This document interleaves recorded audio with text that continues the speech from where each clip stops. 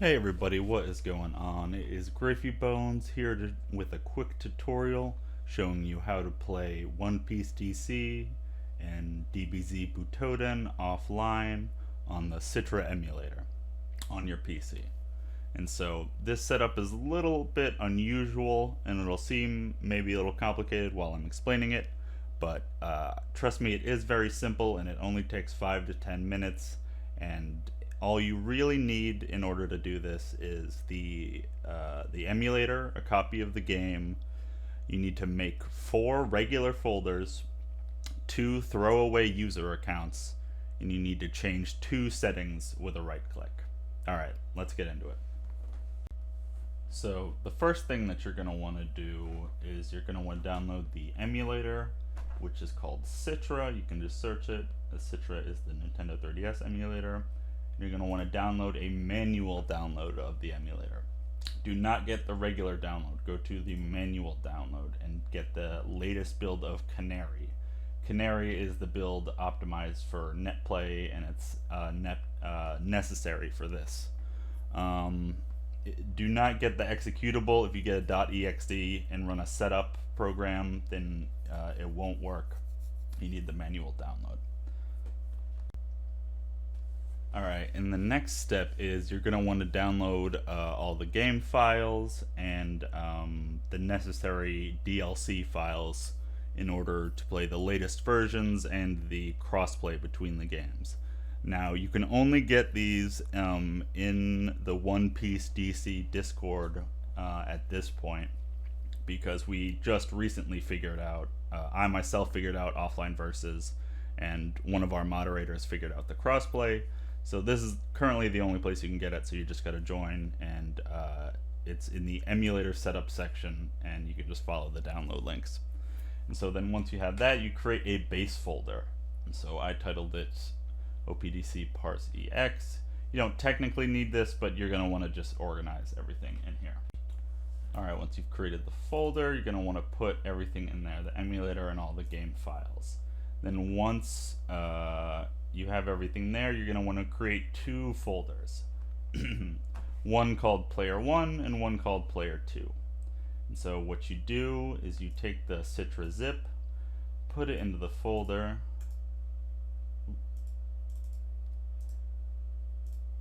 extract it, and then go into the folder. And do not open the application. This is Citra already. There's no setup, but do not open the application once it is unzipped until you've completed the necessary steps. That is essential, and it will completely mess things up if you opened it at this point. So then what you're going to want to do is create another folder, entitle it user lowercase, and that's it. This is essential. So you're going to want to make sure that the user folder that you create is in the same folder as the application, the actual executable, for the emulator. And then you're going to want to go back, do the same thing in Player 2. I've done this already, so I don't have to go through that. Then we can move on to the next step. Now, the next step is the most unusual one, but it is completely necessary. And what you're going to need to do is you're going to need to create 2 throwaway user accounts on your computer. Now, you don't have to log into these accounts or really use them ever again. You're just going to need them sitting there on your computer, so don't worry about like maintaining them later. You're literally just going to have them sit there on your computer.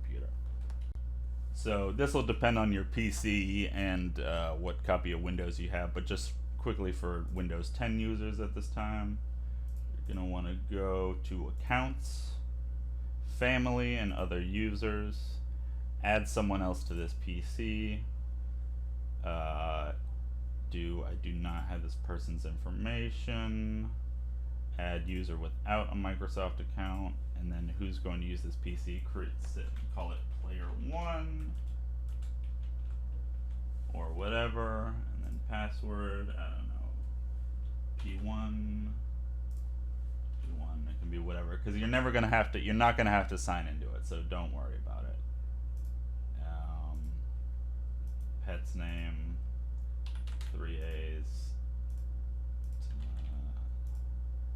You're never going to have to worry about this account again, so don't worry about it. There's just a lot of rigmarole with the current version. But yeah, so you'll see, you'll just have it there. And so I already have a similar thing with my other, because I have a parsec set up. So I'll just do another one. So now that we've created our dummy user accounts, we are almost ready to play. So now we go back to our folders, go to our user folders that we created, click them, select them, go to give access to, and go to specific people. And then you're going to want to add player 1 or player 2. And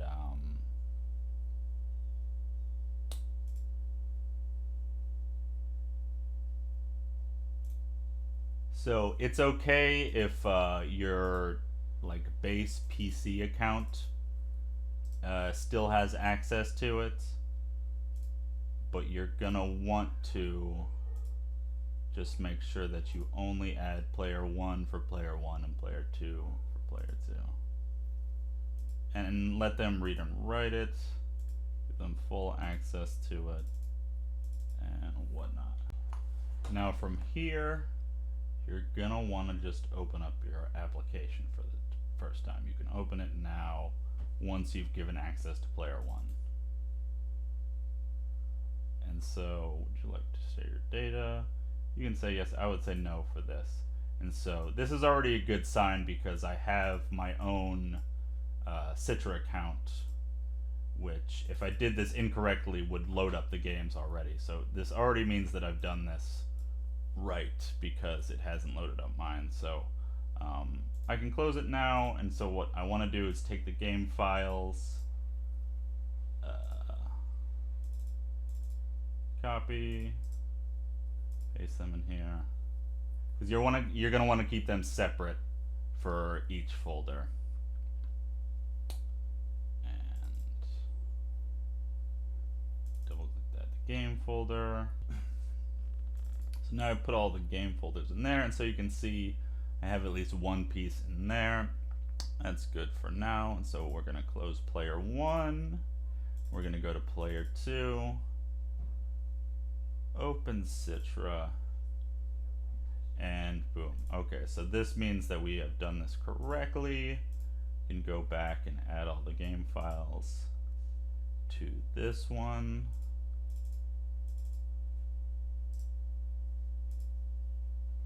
And now you should be ready to play. So let me show you how to connect the two windows. So now we can install, set up, and connect the games. So first thing you need to do, and this is the most important thing, and this is how you connect, is you go to configure, and you go to system, and you go to regenerate console ID. And it'll give you this warning, but it's fine. And just do that, and then you're going to want to go to web under general and regenerate the telemetry ID.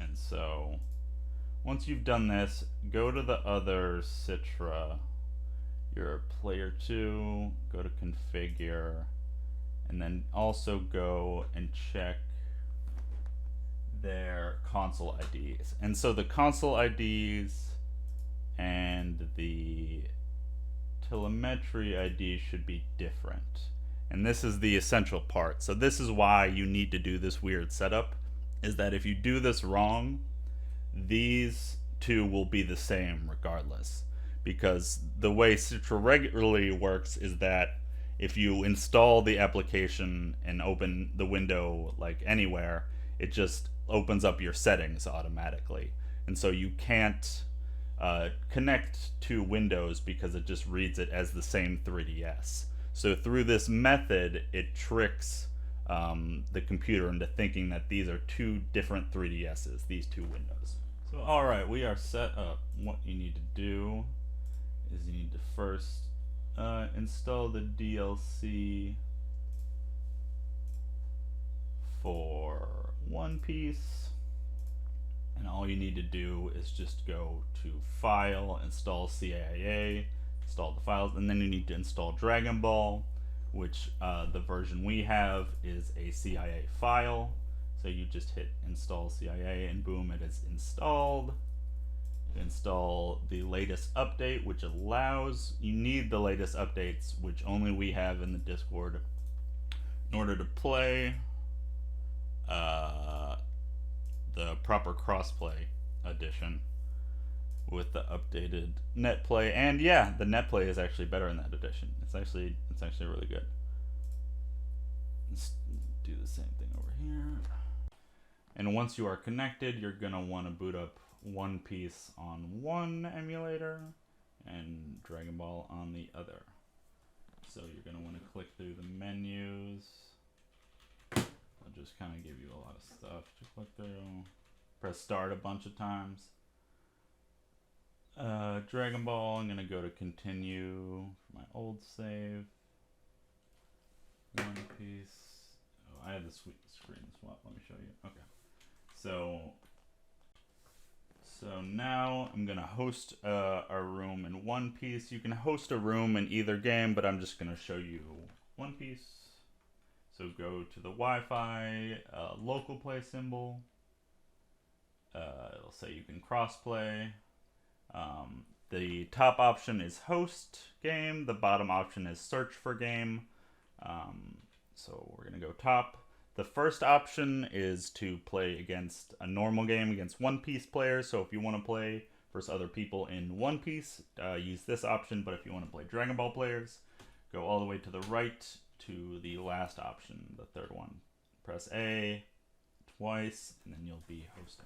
And on Dragon Ball, let me change the view. Dragon Ball, you're gonna want to go down to versus. Select the first option, that is local play, and then you're going to want to go down to crossplay. You'll see the One Piece up there. Host and search. Go to search, and you'll find another room. And there you are connected. Let me quickly pick some characters.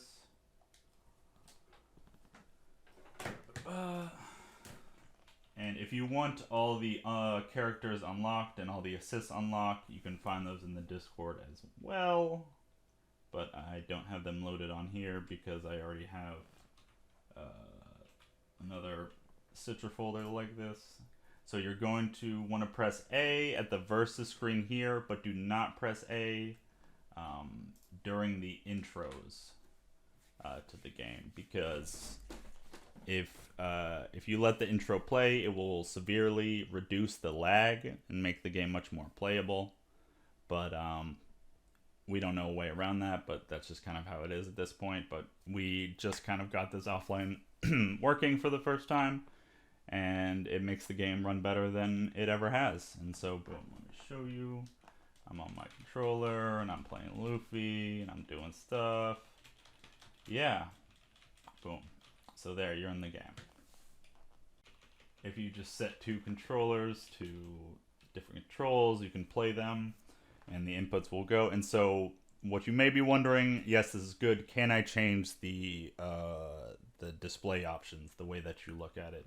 And the answer is yes. So the setup that I would recommend, because you can't get rid of an entire window, because you need to see the bottom window in order to see the cooldowns on your tags and your assists.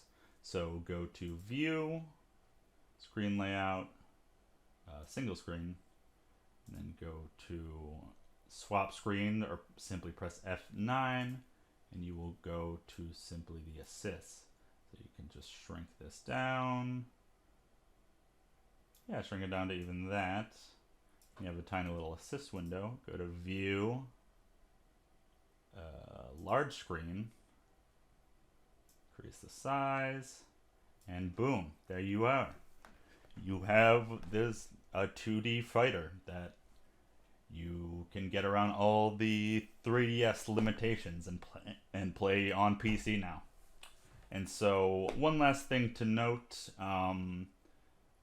for the touch controls, they can be mapped to button inputs, because the bottom screen, the touch screen, is how you switch and use assists. And so you can click on them with the mouse, But that's a little unintuitive. So go to configure, and then go to controls, and you're going to want to hit motion and touch, use button mapping, configure, and you can select a point on the screen. So let's say I want to tag in Gohan. Try to go there. I'll press R1. Go OK.